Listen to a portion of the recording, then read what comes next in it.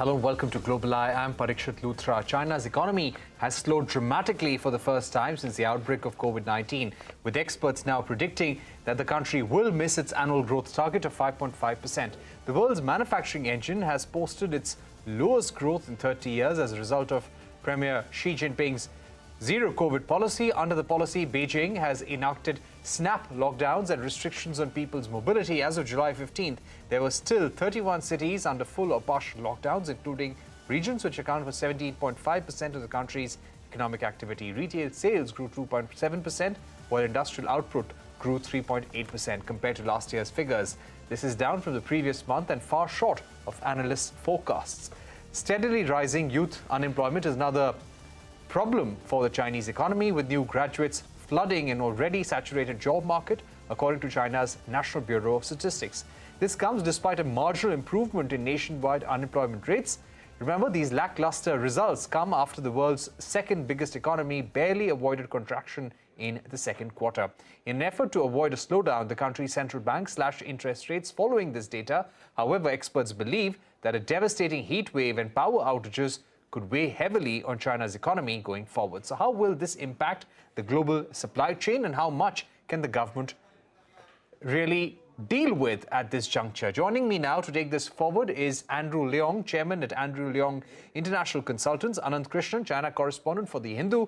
Also joining us, Sean Rain, managing director at China Market Research Group. Gentlemen, thank you very much for joining us.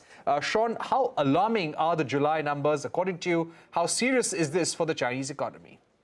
Well, it's very nice to be here. I think there are some serious warning signs that investors need to look at, because it's easily fixed, but I don't think the government wants to easily fix it. So one part, you have the heat wave. It has been incredibly hot in Shanghai the last few months, 41 degrees. I'm burning up. I wore a suit just for you, but I'm really hot right now, even with the air conditioning. So a lot of people don't want to go outside shopping.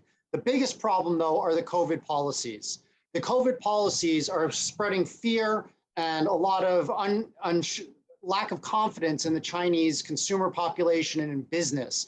So for instance, as you know, I was locked down here in my home in Shanghai for 11 weeks. After liberation, 40% of my employees in Shanghai were locked down a second time for 7 days because they were close contacts of close contacts. So what that means is a lot of consumers in China are worried. They don't want to go into a shopping mall because they're scared they're going to get locked down there. And what happens if their kids are locked down somewhere else? It's also stopping people from traveling to do business. Actually, after the Shanghai lockdown, I went on a trip for 7 weeks. I traveled around Xinjiang, I traveled around Hunan, and almost every day I had to get a COVID test, which took, between 1 and 2 hours out of my day, which was a lack of productivity. So until you start to see an easing of the COVID policies, which I don't think is going to happen anytime soon, the economy is going to be in for a rough time.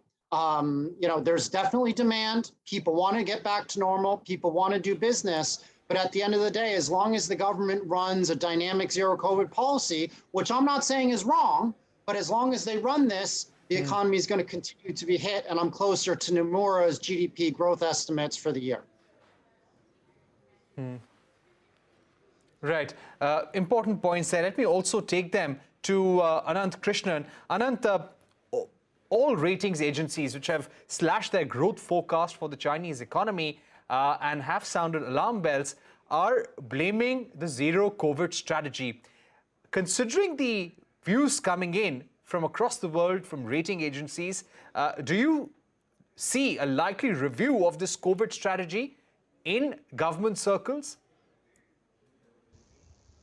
I completely agree with what Sean just said, and the view echoes with what I'm hearing from businesses in Beijing as well. And Parikshit, in the 14 years that I've been here, the sentiment that I hear is the most depressed that I've ever heard, even worse than right after the financial crisis. And to your question, I just don't see any steps that would suggest a move away from dynamic zero COVID. Here in Beijing, we're still forced to take tests every 72 hours, without which you don't get access to most places. And you don't see any of the signs that would suggest an exit strategy, such as a focus on a booster vaccination campaign or messaging to the public saying that COVID is not a life-threatening illness anymore for vaccinated. These are the kind of messages you don't hear in China, and people are still afraid of getting COVID. So you don't see any of the signs, Parikshit, that would suggest to move away from zero COVID. And I think until the party congress is over, which is a factor that's looming above everything else, and most likely in October, I think the leadership doesn't want to see thousands of cases, doesn't want to see a wave of deaths that will happen because China has a big elderly population that remains unvaccinated. So you can understand why they are carrying on with it to a certain degree. But I think until there's a concerted effort and an exit strategy, which there is none at the moment, Parikshit, I think it's very clear they're going to continue with this, even though it's inflicting a lot of economic pain.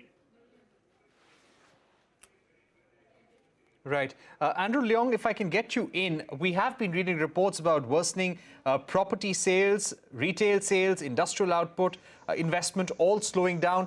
What are some of the risks that you see for the next few months for the Chinese economy? I think adding to the list of woes, of course, is the property sector, which has not yet climbed out of this big hole of indebtedness and default after the Evergrande crisis. And of course, a lot of local governments and local companies either sort of targeted in terms of either liquidation or their applications towards the lenders or investors. I think that this property crisis probably is not out of the woods yet, so that adds to the uncertainty because that affects a great deal of the ordinary people. The emerging middle class, for example, have a lot of their savings invested in them. In addition, I think we've concentrated on a lot of domestic factors, but there are external factors which affect China as the world's largest exporter and also the largest trader, because China is the biggest market in the world. They are likewise hit by these problems, by the pandemics, by the disruption of supply and value chains caused by no less by the Ukraine war. And also resulting in energy shortages, as well as rises in food and agricultural products.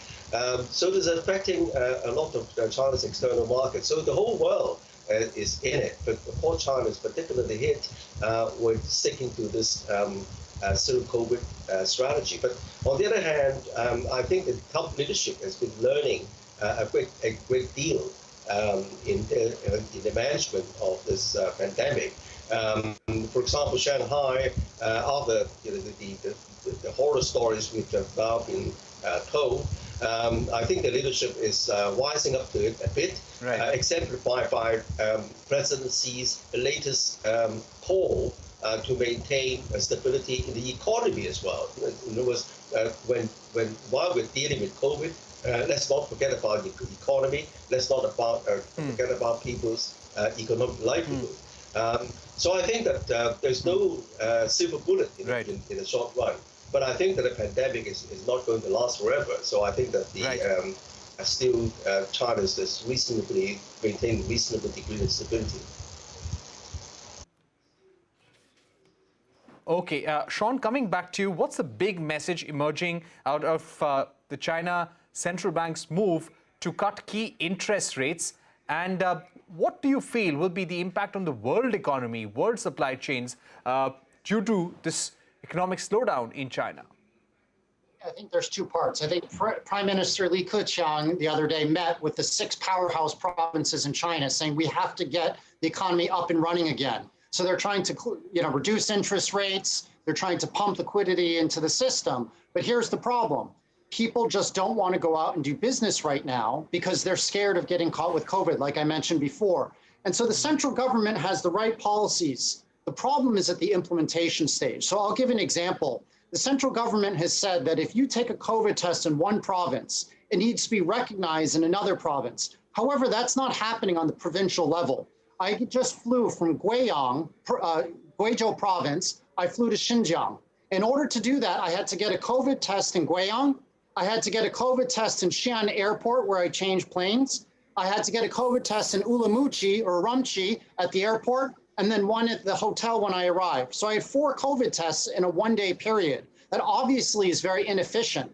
So my concern is that no matter what type of stimulus measures the government throws out into the marketplace, until they're able to get all of the provincial authorities to line up behind one national app for health codes, one testing policy that has provincial, and actually even many cities within a province don't recognize tests, you're going to have a real problem. Now, what does this mean for the global economy? Well, it's still going to be slow, and the supply chains are tough. I just got off the phone with a very senior executive of a $3 billion revenue company, and they said that they're trying to get a shipment of product from China into the United States. Their problem is COVID. So they haven't been able to get an inspector to come into the ship because they have to go through a quarantine process. So the ship is just sitting there. So what they've decided is they're just going to wait.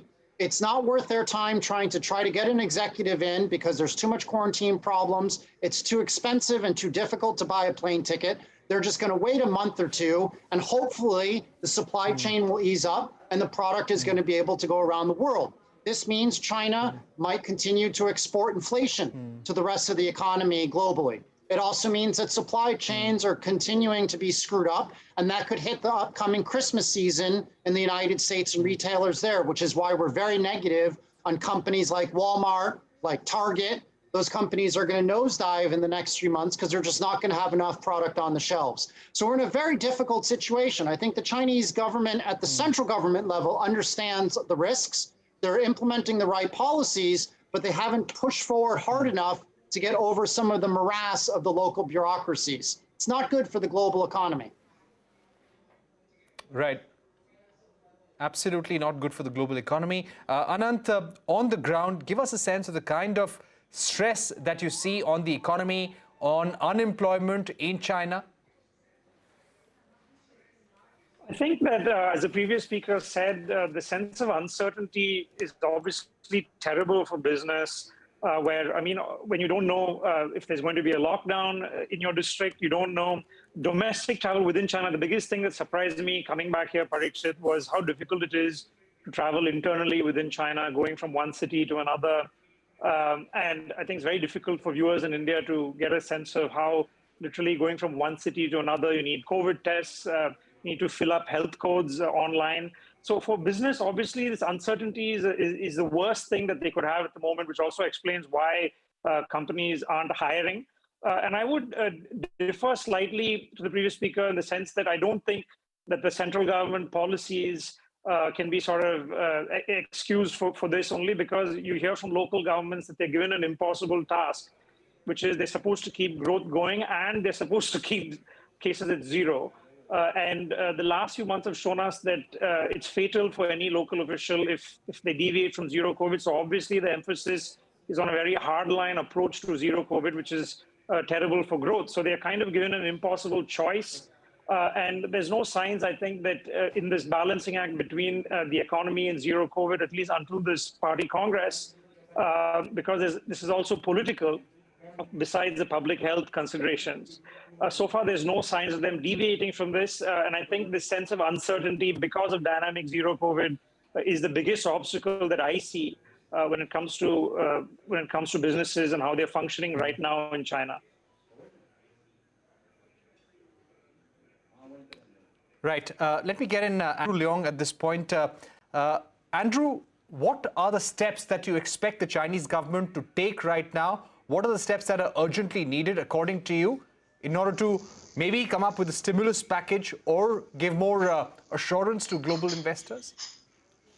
I think, first of all, the central government has been putting more money in the hands of the local governments and also cajoling them to maintain stability in the economy as well. As pointed out, there seems to be a rather impossible task. But for a lot of the local leaders, with the coming party Congress, a lot of them are looking forward to possible prospects of either promotion or advancement. So they're very, very careful with this kind of COVID situation.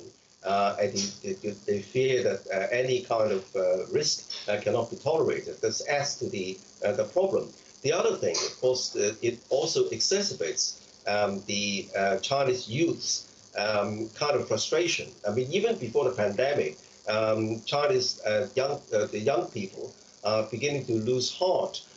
Even though they're earning good money, but then they're regarding it as a hard grind, the so-called 996 syndrome, 9 hours a day, 9 hours from Monday to Friday, 6 days a week.